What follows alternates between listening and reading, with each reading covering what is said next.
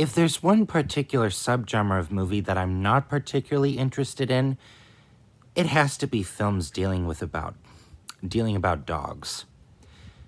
You get Old Yeller, Lassie, Lassie Come Home, Beethoven, maybe even the live-action versions of 101 Dalmatians. Being a kid of the 90s who grew up watching the Homeward Bound duology, I'm more interested in films, let alone films about dogs, where the dogs actually talk instead of realistic animal sounds or realistic vocals. Another thing is that films about dogs tend to be predictably emotional.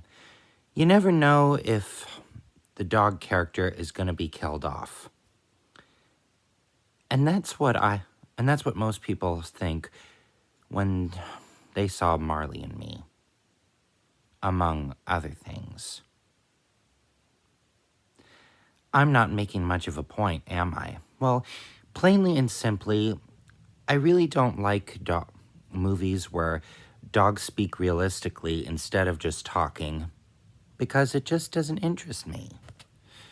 I'm more interested in films and stories where the dogs actually talk, because I grew up with Homeward Bound and its sequel.